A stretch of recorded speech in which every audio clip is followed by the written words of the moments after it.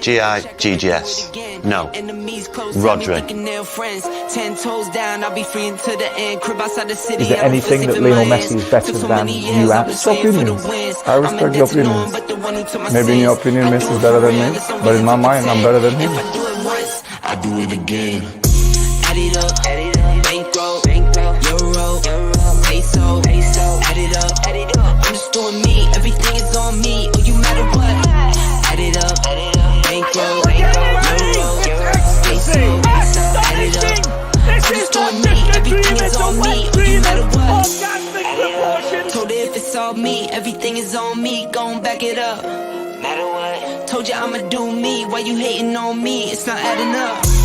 I do roll like a Mack truck. Country heart, I might cop a farm and go act up. Like scars, I was cold-hearted, now I'm back up. Keep it real, I do this once a month. I don't rap much. I just hit the money and go stack up. Only buy car cards and get tatted up. All that other bull, it don't matter much. You only climb me, I put the ladders up. No fault, I done doubled up on the workload. I think I fell in love with the bankroll. Pray up, get money, then we lay low. Add it up, bankroll, euro, peso, add it up. I'm just doing me, everything is on me. Oh, you matter what? Add it up,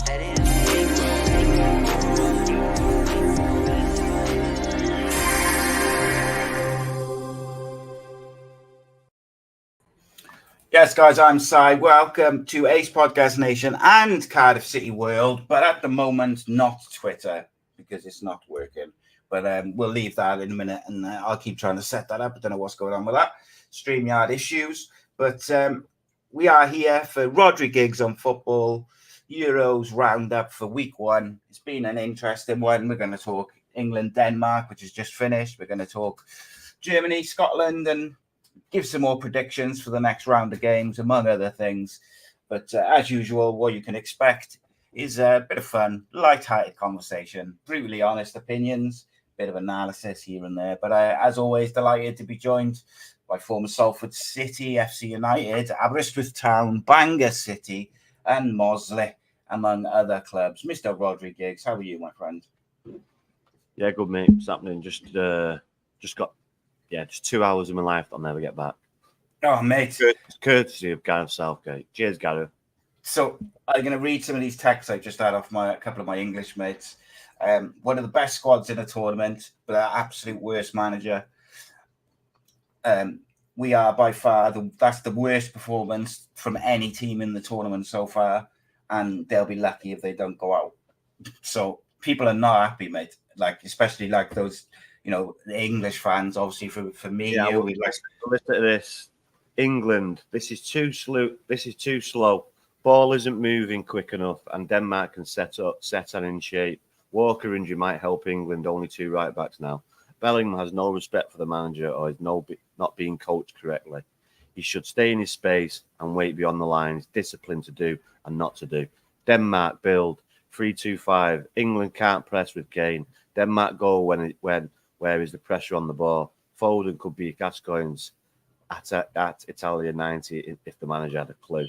Middlesbrough crew think tank won't win us a sausage. Figuratively pissing in the wind. Mate, it was remarkable to watch. It was mental to watch, mate, right? Because everyone in that England, all the forward players, right, all the attacking-minded players, they all want to drop in the hole and have it to feet. Every single one of them. So it's just congested. And then you've got Denmark, who out of possession, sitting 5-4-1. And they're looking at them going, right, so you want to go where all our players are and try and get it to feet, and we want to press. All right, great. And they look so comfortable. They've got a real problem. What I watched tonight, they've got a real problem, England, because of the captain. He's probably the best finisher around, maybe in world football, but he's a thorn in that side if he plays, because he drops so deep. He hasn't got the pitch. As soon as the Ollie Watkins come on, they look dangerous, look very dangerous. That if you've got no threat in behind, you can squeeze, and that's what they were doing. And it was. I'm astonished that no one said, Harry, can you please stay up Yeah. But yeah, it didn't happen, and he kept him dropping deep. Jude Bellingham was anonymous. Phil Foden's not working. You just got to go through it, mate, and think, right, what's worked in this England team? Pickford, he loves Pickford anyway, even not a great fan, and he shouldn't be getting beat from that far away. He's reacted too late. But he plays him. Walker, yes. Stones, yes. Guy, yes. And with what they've got, Trippier, okay, yes. Declan Rice, yes. Bellingham, yes. Trent didn't work the first time, so why the fuck would you do it a second time? I do not know, but there you go. Problem, isn't it? And then he lasted 56 minutes and gets dragged off and looks silly again. Brings Gallagher on a bit more energy, and they look a better team. So, like they did the first time, but, you know, obviously they've not worked on nothing because it didn't get better, it got worse. No, so there's the first change. There's the first change. You go. You change Keane because he's just, or you stay up there, or you come off, or you don't play. Saka has worked. He's probably their best player. He was tonight. He looked a threat, especially in the first half. Second half, a bit more quieter. Phil Foden, it's not worked. It's not working. You bring on Eze and leave Gordon and Cole Palmer on the bench. And bring Bowen on. Bowen's not a goal threat like Cole Palmer is. Bring Cole Palmer on. He's fucking scored 20-odd goals and how many assists? Oh, yeah, it's just... and then Gordon, he's the one who's looked most dangerous before we come here. Or they come here, not we. They come here. So, yeah. All right, Twitter's up. I just got it. I got it working. But mate, the thing is, don't get me wrong. I enjoy it. It's but it's painful to watch. So when you've got all them talented players. Yeah. Well, a couple of things, mate. Right. First and foremost, credit to Denmark. I thought they set up really well. I thought they played really well, and they look like they were one of the teams I mentioned to you last week, which I think could be like a bit of an underdog. They have previous winners of the tournament. I know it was a long time ago, but England have never won it, for example. And the thing is, mate, right, is England got big problems. I can't disagree you more. So if you get into the knockout stage and you see Denmark, you'll be like, nice one. Well, yeah, I understand that. But what I'm saying is, in terms of teams who might surprise a few, I think they've got some players who are capable of surprising a few. And they were by far the better team today. They were the better team. Yeah, it was a very good goal, even though I still think the keeper should be saving that. They did. They had a couple of opportunities, though, Denmark. Yeah. Well, mate, they had a couple of chances, Denmark, which it was like the final ball or the final decision just wasn't right. Like they could have played someone else in or they chose to shoot. But just back on the England thing and some of the points you made, to play Trent Alexander in midfield again after the first game against a better team who's going to have more energy and more players, what it allowed as well is it allowed Christian Eriksen for the middle, particularly the middle part of the game, to just have free reign to go whatever he wanted and just in the pockets of space, give me the ball, turn and just move it along. And that was caused a lot of it by Trent Alexander's lack of awareness of what's around him, but also because he's not a midfielder, but he's a great crosser of the ball, good going forward as an attacking fullback, all that great. Defensively, it's no secret he's a bit of a liability. But if you're going to play him, you don't play him in the central midfield. This is why football's messed up. You've got a manager who's getting paid £5 to £8 million. He's been there 8 years, by the way.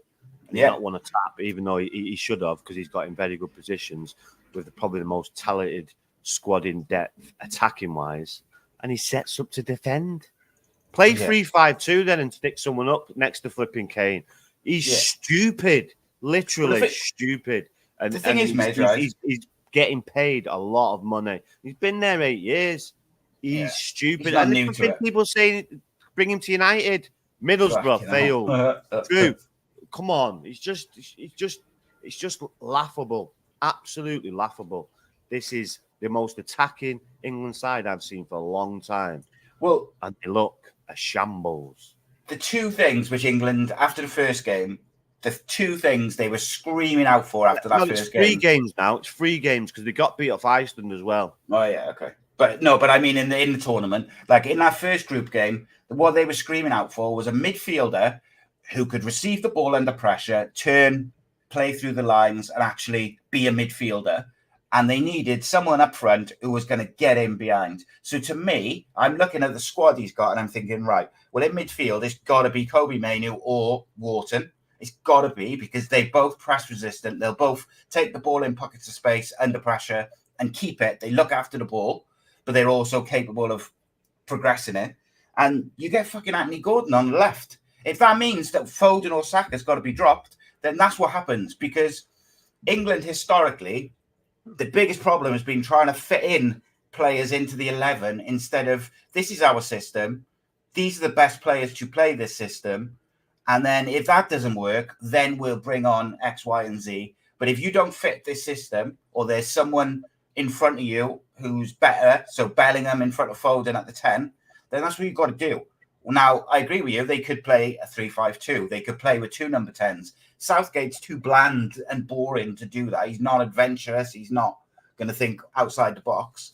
But if he's going to play this system, he has to put round pegs in round holes. So it's got to be a midfielder next to Rice, whether it's Bellingham, I don't think Bellingham's an 8. I think he's better further forward. I would play probably Mainoo or Gallagher, maybe, or Wharton, mate, any of them, but not Trent. And they've got to have at least one of their wingers has got to be direct and getting in behind because they all, Foden, Kane, Bellingham, even Saka sometimes, they all want to drop Saka into was doing a lot of all runs. wanted to feet. Yeah, but Saka was doing a lot of runs going in behind. Yeah, well, that's why I kind of said sometimes Saka. But the rest of them, they all want to go in the same area. So what's the point in... That's what I'm saying about nobody the manager. there. Stupid. This is why you have a blend of players. It's your job to get the right personnel in. If you've got players all want to come to the ball, then who's getting in behind? It's astonishing. But look at who they've picked, mate. Even on the bench, Palmer wants the ball to feet. Like, all right, Eze. No, but they are direct players. But you've got that's got to be coached and told if you're going to play certain systems. You've got to be running in behind. You've got to be making them runs. That's part of the manager's and the coach's job to do that. And it just like Harry Kane just kept on dropping deep, and every time the ball, there's out ball. What are you doing? Are you stupid? Do you know what's mental, mate? Is like I think there's a chance they could go out because. What you got to understand is, like, you look at Slovenia today, mate, right? They were all right. They're not great. They're not, they shouldn't beat England. But to them, it's the cup final, mate. If you could be the team which sends England out, they'll be loving that. So they will set up to defend and hit them on the break and all this or whatever. But like the pressure's on England now because that was so bad that he created pressure, whereas he could have just got in today, been positive, won the game, through, sorted, and then you can rest and play a load of, give people minutes, give Kane a rest, whoever. He's just unimaginative, mate. And the squad they've got, like I said to you a couple of weeks ago, the squad they've got, I think anything but final really is a failure. But there's no chance they win anything with this manager. He's awful, tactically boring. But fair play, mate. Denmark, I thought, were excellent. On some of the other games, what did you think of Scotland yesterday? I thought they were really good, Scotland. I thought they were actually a bit unlucky. I enjoyed that. It could have gone either way. Bit of a basketball at the end. But yeah, enjoyed it. Scotland much better. And they know what they've got to do now. They win and they may sneak in. So I don't think any team's not qualified before points. So no. Yeah, they should go through as third, isn't it? History's with them, yeah. So who impressed you in week one? Obviously, Spain won, Italy won, Germany won 2, Holland won, England won, Slovakia, Romania 3-0, France won, Portugal won, Turkey won. Like, who stood out for you? Germany.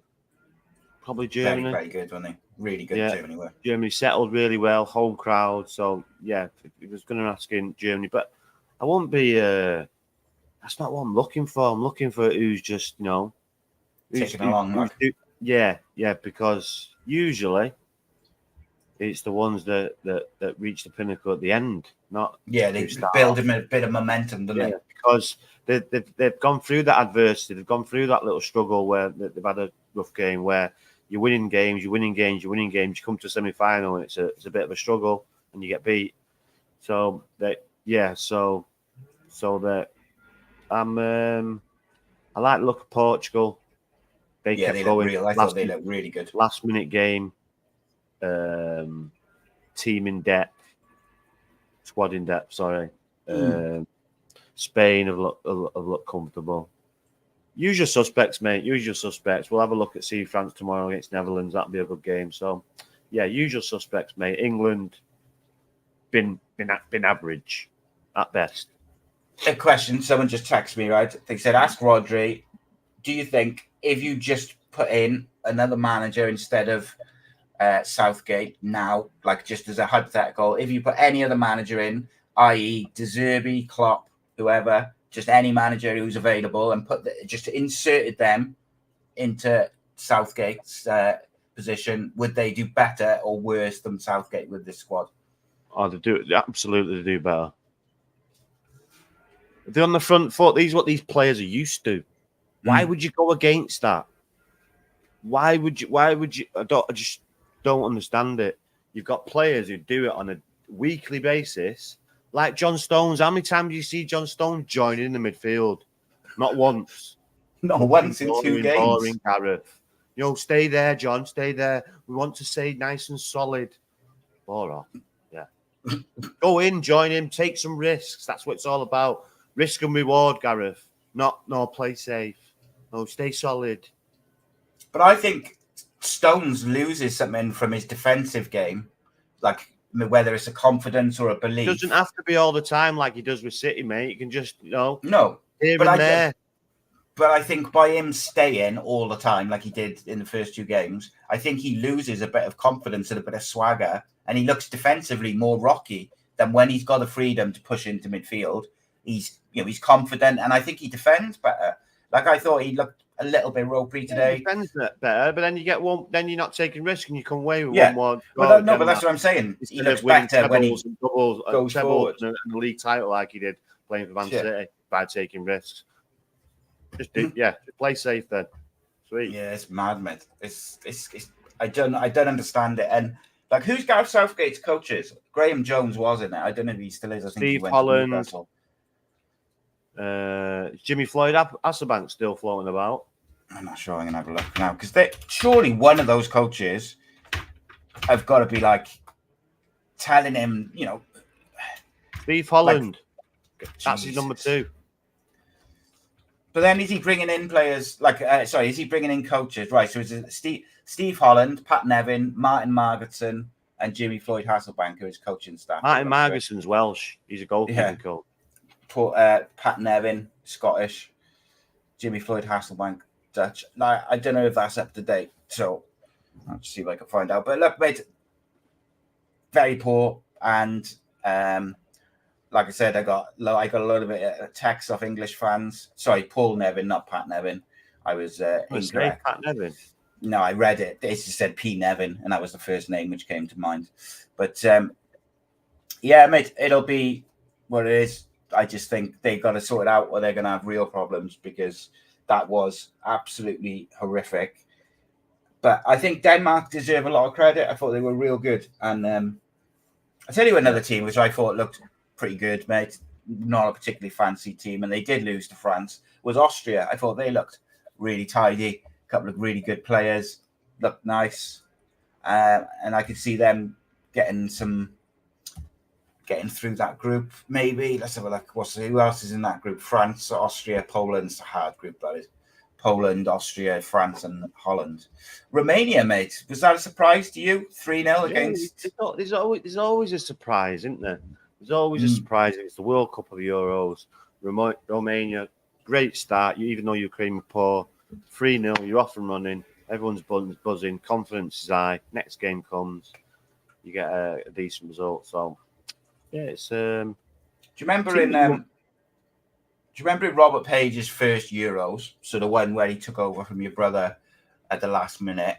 We played Turkey, didn't we? It was either in the third final group stage, final group game, I think it was, and they were awful. Like Turkey was so bad, and I was watching them against Georgia the other night, and I was thinking it's not that long ago that they were dreadful, and I thought really, really, really good, and that was interesting as well. Two interesting managers, like you had Montella as the manager of Turkey, Willy Sagnol is the manager of Georgia, and some characters there, mate. It's interesting, but we've got to do our predictions for the rest of the group stage.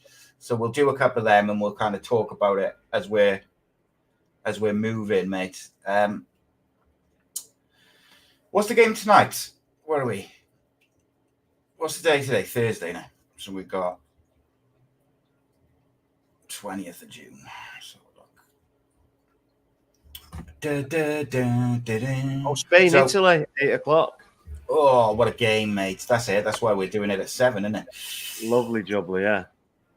Have a bit of that, mate. Have a bit of that. I thought Spain were excellent, mate. Fair play. We're testing tonight, so we'll see what they're all about. So it should be a good game because Italy are. Let's have a look at this starting lineup. Big names, but some very good players. So fair play, man, to this Spanish coach, mate. He's starting that 16-year-old every game. Like I said it before. If you're good enough, you're old enough. 100%. You said it last week, didn't you? And he was good as well. Certainly worth it. So you got history's told us that if you're good enough, you're old enough. So the only way you're going to find out, stick them in. Yeah. So we're starting with you, mate. Spain, Italy tonight. Who have you got? We only need to give a score if we go the same. I'm at work, and I'm sure I put 3-1 Spain, so I'm going to have to stick with that. Yeah, I think Spain, so we'll do a score. So I'm going to go 2-1 Spain. So, but yeah, this should be a real good game. Two teams which haven't got like a load of necessarily like superstars, but some very, very good technical players. Yeah, it should be a good game. Tomorrow's a couple of interesting ones as well, mate. So you got 5:00 tomorrow, Austria and Poland. I got Austria there, mate. I think I have as well. Even though Lewandowski back? Yeah, I think he is back tomorrow. But I fancy Austria as well, 2-1. So you'll go 2-1 Austria. I'll go 1-0 Austria. And then you've got France. Basically, just copy me, really, aren't you? Yeah, of course I am. Right. So. France versus Holland, mate. What did you make of their first initial games? Holland, both teams won, obviously, but comfortable. Even though it looked tight at the end with France, they could have won comfortably. Missed a lot of chances. Mbappe one-on-ones, it's a lot of chances. So good chances as well. So yeah, comfortable. They're the ones that you'd say, they haven't started great, but they looked, they were purring. And just once they start connecting, even though they were making a lot of chances, once they start hitting the groove, then they're creating more chances. So, and they've got a lot of good players. Kante was unbelievable. So he's got to be about flipping 38 or something now, hasn't he? Got to be quite 33, 34. Jesus. So do you think France tonight then, or tomorrow? Tomorrow, mate. Yes. Yeah, Netherlands. Both score, but 2-1 France. I'm going to go with a 1-1 there. I think that'll be tight. Size sit on the fence, will it? Yeah, he's got to get splinters, mate. Slovakia played Ukraine earlier in the day. I think Slovakia win that, mate, to be honest. Yeah, I'm going to go 1-1. I mean, saying that, Ukraine cannot be as poor as they were against Romania. Exactly. They were dreadful. So they'll get some kind of result, and that'll be the point. So 1-1 for me. I gone Slovakia there. And then we move on to the Saturday games. You've got 2:00 Georgia versus Czech Republic. I'm going to go with Georgia there, mate, because they got a couple of really, really good players. They got that one lad from Napoli who's incredible up front. Yeah, I'm going to go Czech Republic 2-0. I got Georgia. And then 5 o'clock, we move on. We got Turkey, Portugal. I'm going Portugal, but I do think Turkey will score. 3-1 Portugal. I'm going to go with a 2-1 Portugal there. And then in the evening, we've got, I think this one will be really interesting because if Belgium lose, they are out. And it's Belgium versus Romania. Well. They play Romania today. Yeah, I hope for Romania to turn them over. Yeah, I think I'm going 2-1 Romania, mate, there. I was really impressed with Romania in the first game. So as good as they were, Belgium were as poor. So why not? Let's go 2-1 to Romania for me. Who have you got there? Belgium or Romania? Romania 1-0. Okay. And then we move on to the Sundays, the big games then. Now the final group games. First and foremost, Group A, you've got Switzerland, Germany. Germany will probably rest a couple, but I still expect them to win. 2-1 Germany. I'm going to go 2-0 Germany there. And then the Scots play Hungary. If they win... 1-0 Scotland. I'm going to go 2-1 Scotland because if they, correct me if I'm wrong, mate, if they win, they could finish second anyway, couldn't they? If Germany beat Switzerland, and Scotland win, they could finish second anyway. So they might not even be dependent on the three. But like you say, with the teams finishing third going through, did Switzerland score the first game as well? Did they against Hungary? I think Switzerland drew and then no, they did. I have to go back and check, mate. Give us a sec. But yeah, who impressed you for Scotland, mate? I thought Robertson had a really good game. I thought McTominay had a pretty good game, mate, as well, to be fair. I know he gets a lot of stick, and I give him some stick mine sometimes. Switzerland beat Hungary 3-1. So okay, so they've got 4 already. But if they lose to Germany, that would put them on 4, finishing on 4. And then obviously if Scotland beat Hungary, that will put them on 4. So it'll be on goal difference for the second place. But look, Scotland have got a good chance to go through, as you said. All you want is a team, right, fellas? This is your last game. If you lose, you're out. If you win, you go to the next round. It's all in your hands. So it's all up to you. And by the last game, the way they were playing, it was a lot more like Scotland performance, or what I've watched anyway. And they could have easily won it. Yes, they could have scored as well. But Scotland with a better team for me and could have easily nicked it. So if they take that performance into Sunday, then I fancy them. Yeah, and I think the other thing with the Scottish performance there was they created chances, which I think sometimes can be their sort of downfall, is the chances they create. They did create chances, and like you say, on another day they would have gone and got the winner. So as long as they can match that intensity and just be defensively sound, you'd expect them to get a result. I mean, they've beaten some bigger teams in Hungary, mate, to qualify. They beat some big teams to qualify. Scotland did, so they've got it in them. It's just whether they can control the nerves and all the rest of it that comes with it. So that's Group A, and then we got Group B on Monday. Croatia, Italy. I think. I might go 1-1 there. Croatia, Italy. Get back on the fence. Italy 2-0. 1-1. Yeah, I'm going to go on the fence. Albania versus Spain. Expected Spain victory there, I think. Spain.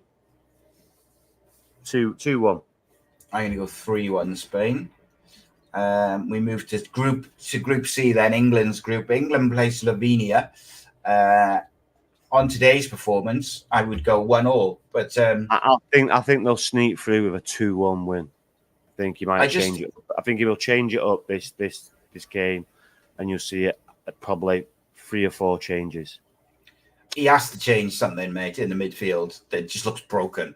Very quickly then, mate, assuming that you'd leave the back 5 as it is, what changes would you make to the midfield and the forward line for that game for England to get them to be more aggressive and play like they should be playing. Foden would not be on the left. Okay. Foden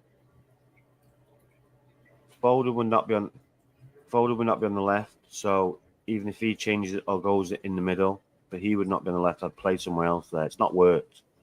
No.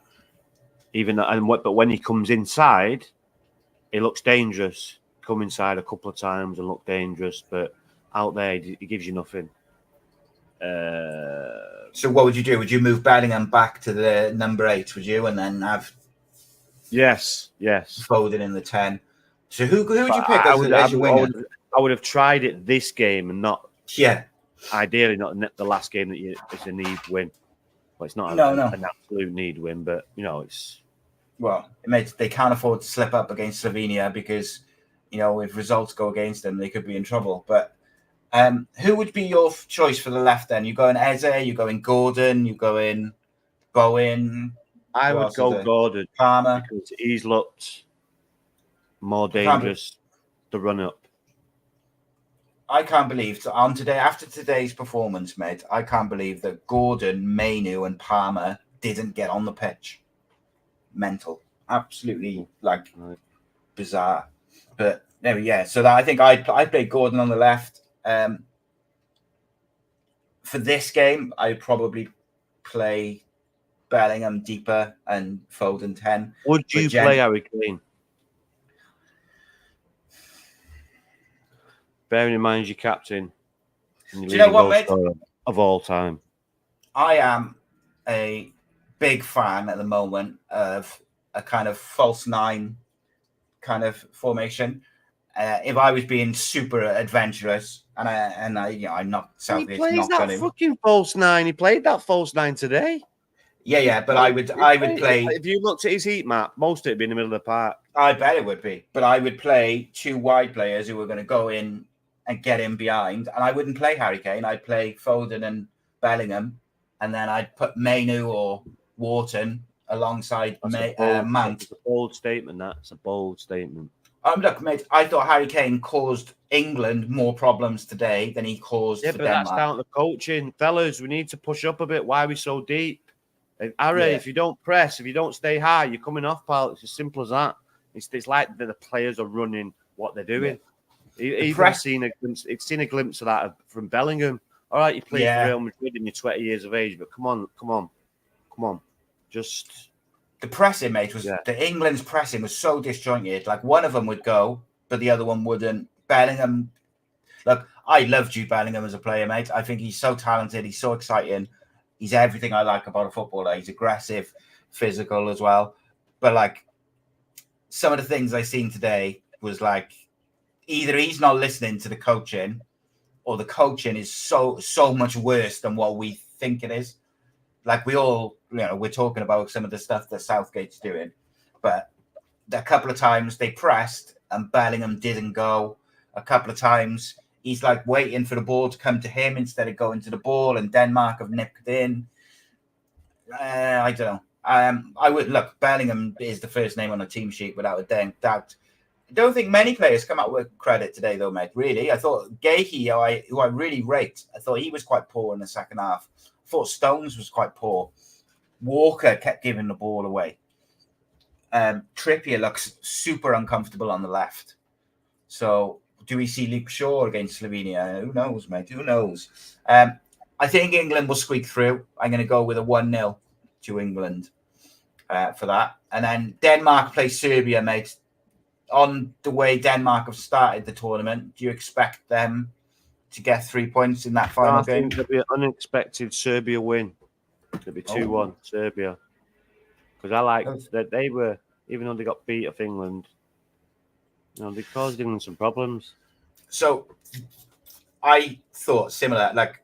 The only reason centre forward in if Tadic plays as well, when he gets in them little holes, they could cause problems. So I think I said last week, Denmark, they might have the antidote though, because they've got the big, tall centre halves. Denmark, there's 3 of them.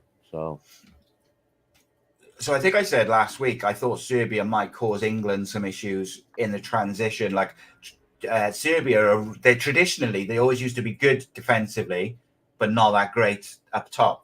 But now this side, they're really dangerous. That was because Nemanja Vidic played. He's retired now. Very, very possible, mate. But for Serbia now, they're very good going forward, but defensively, I think they're a bit ropey. And I think the way Denmark set up with like a 5-4-1, especially out with possession, and then they win the ball with really good press. Their pressing really impressed me today, Denmark, because they all went together and they just hunted the ball in packs. And I feel like if they do that against Serbia and they do win the ball around the halfway line, and then they'll just counter-attack in numbers, I could see them causing Serbia problems. If you think back to Vidic, Matic. Yeah, it's good defensive players. Yeah, but they got some really good attacking players, mate. Like you said, Tadic, I thought he looked excellent the other day when he came on. You know, what's his face from Fulham up front? What's his face? I couldn't remember his name. What's his name? Mijatovic. Yes, angry man, isn't he? Yeah. He's good though. I couldn't remember his name, mate. He can cause problems, mate. He can cause problems. He's not rapid, but he's not slow. Yeah. He's very, very strong, very good in the air, and hold it up. Yeah, mixes it up, doesn't he, as well? He unsettles defenders, like just physically, and he's aggressive. Yeah, that'll be an interesting one. I think Denmark will win myself, though. So you've gone Serbia, I'll go Denmark. Then we got Holland versus Austria. I'm going to go 2-1 Holland there. Be a good game, though. Really good game. 1-1. 1-1. And then you've got France versus Poland. 3-1. 3-0 Poland. I mean, 3-0 France. 3-0 France. I'll go 3-1 France. And then I think that's all. No, we got Group E and F. So we got Ukraine, Belgium. Belgium going to get their one win for the tournament. Belgium, they're all 1-0, yeah. They could already be out by then if they lose tomorrow. But yeah, Ukraine have been poor, so I'm going to go 1-0 Belgium. And then Slovakia and Romania. Romania are going to get 100% record in the group, mate, because I said they're going to beat Belgium. No, the draw. Okay. 1-1. I'm going to go with a 2-2 there. And then the final set of games in the group stage, you've got Czech Republic versus Turkey. Going 2-1 Turkey, me there. Turkey, I've been very impressed with. Yeah, 1-0 Turkey. And then the final game of the group stage is Portugal versus Georgia. Portugal 2-0. They'll switch it up and they'll bring a lot of fresh players on, and 2-0. Yeah, and then that takes us nicely. I'll go 3-0 Portugal there. But that takes us nicely, mate, into that sort of will take us up to our show on the Thursday, and then we'll total up the prediction points. I'll do it before the show. It can be bothered to do it this week. I mean, yeah, I'm doing it stage by stage, mate. Isn't it? No, Did you see the clip of Gary Lineker making a joke about Frank Lampard's? I don't see the big mate. thing about it. Did you see his reaction, though, mate? What, Lampard didn't know where to put his face? Yeah, he looked angry, mate. Lampard did. He looked proper pissed off. But you know, it's like, mate, when you've been in a football dressing room, that's banter. Of course it is. Of course it is. Yeah, I don't get it. Yeah, it's just a little bit of banter. So what? He's bald. He's fucking 40. He's nearly 50. Yeah, I know, innit? It comes to us all, mate. Yeah, well, he's is he the same age as me, or is he a bit older, Frank Lampard? No, I think he's the same age as you, and he's 54. No, so yeah, but yeah, it's banter that, you know. I thought so. One's grey, one's bald, Put it this way, mate. If I look as good as Frank Lampard, social media and people who have not been in a football dressing room, well, just a sports dressing room, innit? Like a team dressing room, innit? Just only certain people can go. You get hammered. Ruthless, mate. Yeah, you get hammered for anything. Your clothes, your trainers, your haircut, anything. Anyone can rib you for, then you're gonna get it. So, what's the most ruthless dressing room you've been in for piss taking? Mate, mine was cricket. They were fucking endless. Yeah, well, ruthless, mate. Rugby's probably different, but yeah, football's just constant. Just relentless, isn't it? Yeah. rugby, like rugby, probably someone will shit on your face and they'll find it funny. Well, football, yeah. That's the different humour. Humour, yeah.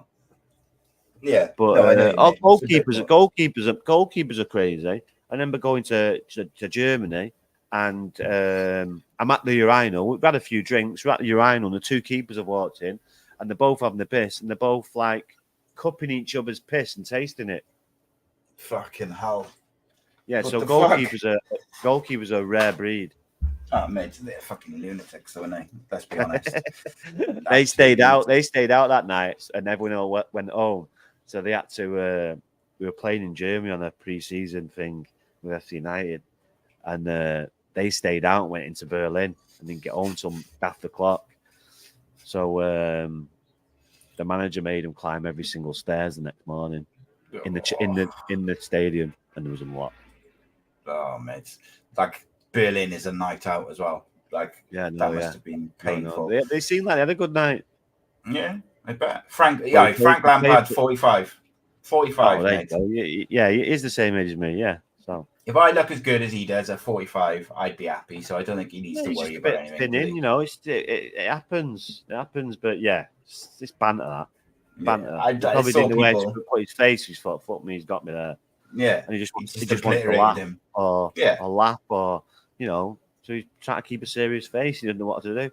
That's one of them that I took it. But social media always hammered him. Even made the papers. For fuck's sake. Jesus Christ. Yeah, here's a quick one then for you, mate. Obviously, we've been watching BBC and ITV.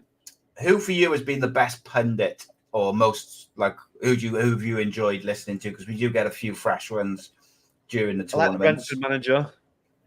Yeah, he's been very good. Thomas Frank. Yeah, I like the Brentford manager. I think Fabregas is pretty good as well. I like Fabregas. Yeah, Fabregas is good. He pushed back on the England loving, didn't he, on Foden, and said Foden needs to take responsibility rather than the squad adapting to him. He needs to take responsibility to get on the ball, and I like that. I thought that was good. Ian Wright, Roy Keane, usually like them too. But yeah, the new ones, Thomas Frankel, and Cesc, not bad, very good. Have you seen the clip of James McLean talking about Declan Rice? Yeah, so obviously, I didn't take much credence into it. It's just a bitter. It's an opinion, though, mate, isn't it? Like, I didn't really understand why everyone got so angry about it. Like, it is an opinion, but I feel like it's coming from a bitter place because he's very patriotic. Yeah, and Declan Rice has chose England instead of Ireland. Yeah, so I can understand if people think that's the reason. Like, I do get it, but like for me, he's there to be a pundit. He's on Irish TV.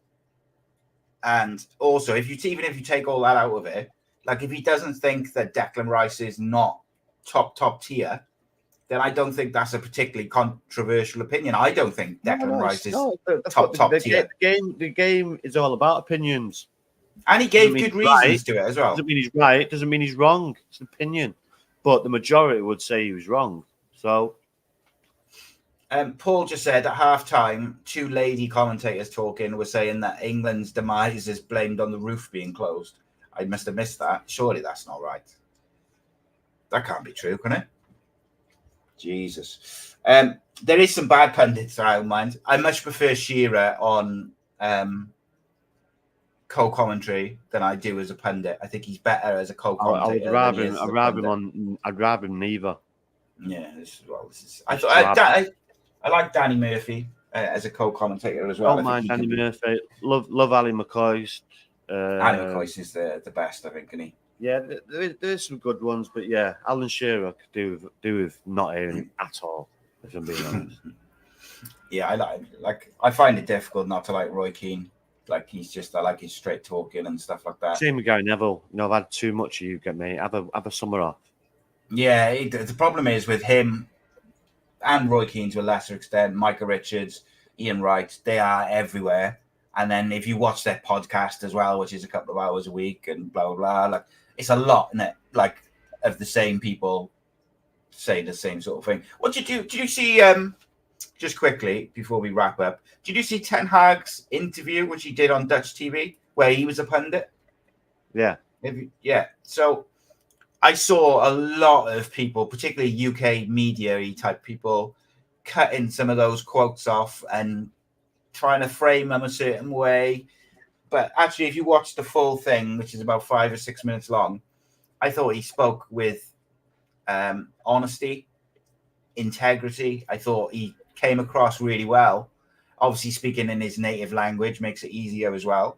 But he basically said, like, they should be looking to have the best person in the job. So they should be speaking to other managers and other people to assess whether I'm the right person for the job. They decided I'm the right person for the job.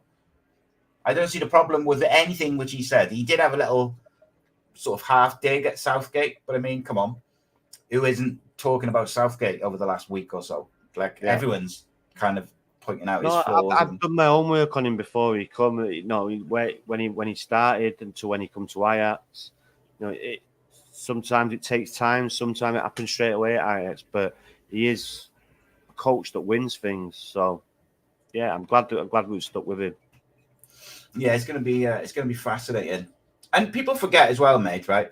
He's doing all these press conferences every single week, but he's doing them in his second language. So of course, sometimes he might come across like you do it in your second language, Welsh.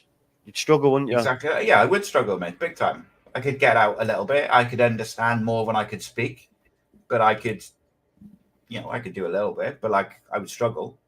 But it's the same though, isn't it? Like, if I was a bit, if I spoke Welsh a bit more fluently than what I do, and then I tried to do a podcast in Welsh, I would definitely come across different to when I speak in English. Definitely. Because you've got to think more about what you're saying and how you're saying it and blah, blah, blah. Anyway, I think he's good. Let's get ready to watch this game, mate. Is it Nostar time? Oh, come on. It is. Come on. Right. As always, mate, it's been an absolute pleasure. Let's go watch Holland versus Italy. And we'll be back next Thursday on Ace Podcast Nation for another episode of Rhodri Giggs on Football, where the group stages will be over. So we'll be getting stuck into the big stuff. If you haven't got your tickets for the Joe Ledley event in Cardiff on the 6th of July, which is a week Saturday, then I would act very fast because there's literally 1 or 2 left. Spoke to him this morning. Very excited and looking forward to that. And we'll be back next Thursday. Still 50-50. If I get my car back, then I may need a good run out. So I'm 50-50 still, but I'll let you know at the end of the week. That's the man. Been a pleasure, mate. We'll be back. Cardiff City World 7 days a week. If you're like a Cardiff fan or a Championship fan, make sure you check it out. In a bit.